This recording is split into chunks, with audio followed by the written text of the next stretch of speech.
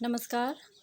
आज हम पढ़ रहे हैं भक्ति काल की निर्गुण ज्ञानाश्रयी शाखा। हिंदी साहित्य के संत कवियों की ज्ञान आधारित निष्पक्षता, न्यायप्रियता, भक्ति भावना और काव्यधारा को दृष्टिगत कर इसे ज्ञान मार्गी काव्यधारा की संज्ञा दी गई है। भक्ति काल की विषम राजनीतिक एवं सामाजिक परिस्थितियों में आशा की ज्योति बिखरने का कार्य संत काव्यधारा के कवियों ने किया। उन्होंने तात्कालीन धार्मिक मान्यताओं को अपने जीवन के व्यापक अनुभव के आधार पर जन सामान्य के लिए बोधगम्य बनाया, जिसमें युगीन परिवेश की सबल भूमिका रही है। सभी संत कवि वर्णवादी समाज को तोड़कर मानवतावादी समाज की स्थापना के लिए प्रयत्नशील थे। धार्मिक सहिष्णुता को संत कवियों ने सामाजिक विकास के लिए आवश्यक माना। निर्गुण काव्य में मानवीय अनुभव और विवेक को प्रामाणिक माना गया है, इसलिए संत कवि पांडित्य परंपरा और पुस्तकीय ज्ञान के वाद विवाद को व्यर्थ मानते हैं। उनके काव्य में अनुभूति की निश्चलता और शिल्प की अनगढ़ता मिलती है।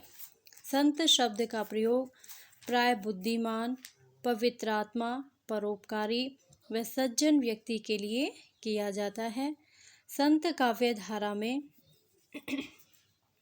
संत शब्द उस व्यक्ति की ओर संकेत करता है जिसने सत्य रूपी परम तत्व का अनुभव कर लिया हो।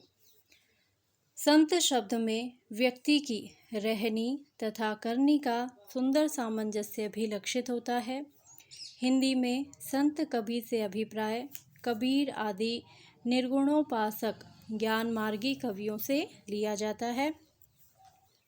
कबीरदास ने अपनी एक साखी में कहा है, निर्बैरी निह कामता साई सेती नेह, विषया सुंदरा रही संतनी को अंग एह। यहाँ भी संतों का लक्षण उनका निष्काम, प्रभु का प्रेमी और विषयों से विरक्त होना है। संत मत पहले से निश्चित किसी सिद्धांत या मत का संग्रह नहीं है। इसका प्रसार भिन्न संतों द्वारा समय समय पर दिए उपदेशों से भी नहीं हुआ है। यह परंपरा अनुभव से ज्ञान का संधान कर प्रसार को पाती है। कबीरदास कहते हैं, सतगुरु तत् कहियो विचार, मूल गहियो अनभय विस्तार। इस प्रकार तत्व का ग्रहण कर अनुभव तथा विवेक के समन्वय से ही यह मत अस्तित्व में आया। संत कवि ईश्वर से तादात्म्य करने के लिए नामोपासना की पद्धति को स्वीकार करते हैं। परम तत्व के विषय में किसी प्रकार की दार्शनिक विवेचन उन्होंने नहीं किया। इसे ये कवि राम, खुदा, रहीम, ब्रह्म आदि अनेक नामों से पुकारते हैं, किंतु सबका लक्ष्य परम तत्व का साक्षात्कार करना ही है। संतों की यह साधना पद्धति अज़पाज़प के नाम से प्रसिद्ध है। निर्गुण संत परंपरा। कबीरदास जैसे संतों की परंपरा का सूत्रपात 15वीं शताब्दी के उत्तरार्ध काल में हुआ। स्वामी रामानंद कबीरदास के दीक्षा गुरु थे। संत रविदास, सेना, नाई, पीपा, धन्ना आदि उनके गुरु भाई थे। जनश्रुति है कि स्वामी जी के उपदेशों से प्रभावित होकर ही इन्होंने संत परंपरा का सूत्रपात किया। वस्तुतः संत परंपरा की विचारधारा के लिए अनुकूल भावभूमि बहुत पहले ही तैयार हो रही थी।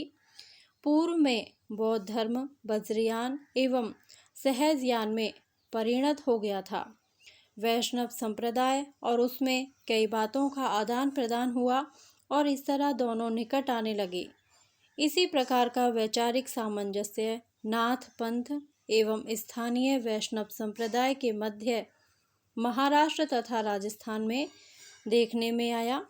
इस प्रभाव के फलस्वरूप पूर्व की ओर से संत जयदेव, दक्षिण की ओर से संत ज्ञानदेव एवं नामदेव, पश्चिम की ओर से संत बेनी एवं सधना तथा कश्मीर की ओर से संत ललदेव का आविर्भाव स्वामी रामानंद से पहले ही हो चुका था। आगे चलकर कबीर आदि संतों की दीर्घ परंपरा हिंदी में चली, अनेक पंथों एवं गद्दियों की स्थापना हुई। इसमें नानक देव के पंथ के अतिरिक्त दादू दयाल के दादू पंथ, हरिदास के निरंजनी संप्रदाय, मलूक दास के मलूक पंथ तथा कबीर दास के नाम पर कबीर पंथ बनकर तैयार हो गए। इस परंपरा का प्रथम युग संत जयदेव से आरंभ होता है और उसके पीछे 200 वर्षों तक संत अधिकतर पथ प्रदर्शकों के रूप में आते हुए दीख पड़ते हैं। 15वीं शताब्दी में कबीरदास ने संत मत के निश्चित सिद्धांतों का प्रचार विस्तार के साथ किया। आचार्य शुक्ल ने इन्हें ही निर्गुण भक्ति का प्रवर्तक माना है। धन्यवाद। यदि आपको यह वीडियो अच्छा लगा हो तो प्लीज़ मेरे वीडियो को लाइक करें, शेयर करें और मेरे चैनल को सब्सक्राइब करें। Thank you.